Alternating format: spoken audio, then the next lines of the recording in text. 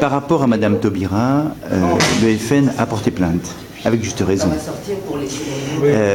Comment se fait-il qu'un ministre de la République puisse aller aussi loin dans... Je sais pas, c'est quand même assez incohérent comme comportement. L'attitude de notre candidate pressentie dans les Ardennes était assurément injurieuse pour Mme Taubira. Nous avons immédiatement réagi. Tout à fait. Et Mme Taubira, qui est ministre de la Justice, n'a peut-être pas beaucoup de connaissances. Puis en plus, ça s'est fait piéger par France 2. Bon. C'était un piège monté. Absolument. D'accord. Madame Taubira, qui est ministre de la Justice, mais qui n'a peut-être pas beaucoup de connaissances juridiques, ne sait pas qu'en France, il n'y a pas de responsabilité collective. Et elle a injurié, dans des termes qui sont beaucoup plus graves, des Français venant d'une personne dans ce niveau de situation, une formation politique qu'elle a accusée d'être mortifère. Je ne peux même pas répéter ses propos tellement ils sont injurieux. Tout à fait. Et nous sommes tout à fait fondés à en demander réparation devant les tribunaux, parce que nous, de notre part, nous avons joué notre rôle de formation politique responsable en écartant une personne qui avait tenu des propos tout à fait excessifs et indélicats à l'égard de Mme Taubira. Il y a aussi une insulte qui a été faite, je crois que c'est un député, auprès de Marion, Maréchal Le Pen. Absolument. Là, c'est tout à fait intolérable. Oui, tout aussi injurieux, bien sûr, les injures à l'égard de Marion, qui est une jeune femme très charmante et très compétente, très travailleuse, très sérieuse à l'Assemblée nationale, c'est tout à fait ignoble. Et je suis étonné que ça n'ait pas eu autant de publicité que les malheureux propos d'une candidate locale dans les Ardennes à l'égard de Mme Taubira. Il semblerait qu'on perd les valeurs de l'humanité là, en ayant de tels propos. Oui. Absolument. Je crois qu'il faut distinguer les critiques politiques. Moi, quand j'ai critiqué, par exemple, M. Rian Sipel, qui m'en veut beaucoup, je crois, en quelque sorte, je n'ose dire cracher dans la soupe, mais enfin de dénigrer un certain nombre de ses compatriotes alors qu'il a été accueilli dans ce pays et qu'il est bien placé pour savoir que la France est un des pays les moins racistes du monde, eh bien j'exerçais à son égard une critique politique. Je ne l'injuriais pas sur le plan personnel. Et je crois que notre critique politique doit être tout à fait libre. La réponse de nos adversaires, de nos concurrents doit être aussi libre sur le plan de la critique politique, mais il y a des propos qui sont inadmissibles et qui doivent être sanctionnés comme tels.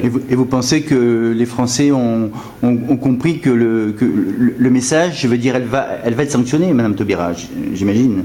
Je l'espère. À la limite, ça relève presque de la Cour de justice de la République, puisqu'elle est ministre en fonction, n'est-ce pas? Alors je ne sais pas exactement ce qu'en penseront les spécialistes, et notamment les magistrats, mais nous avons porté une plainte pour injure. Ça sera jugé quand, d'après vous?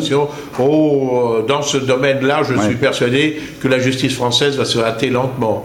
Une chose aussi étonnante, c'est qu'on voit de plus en plus d'associations qui vivent en fin de compte de tous les clandestins qui sont présents sur le territoire, financés par la France. Oui, c'est absolument. Plus il y a de clandestins, plus il y a d'argent. C'est tout à fait paradoxal. La France fait vivre par des subventions un certain nombre d'associations qui encouragent les clandestins.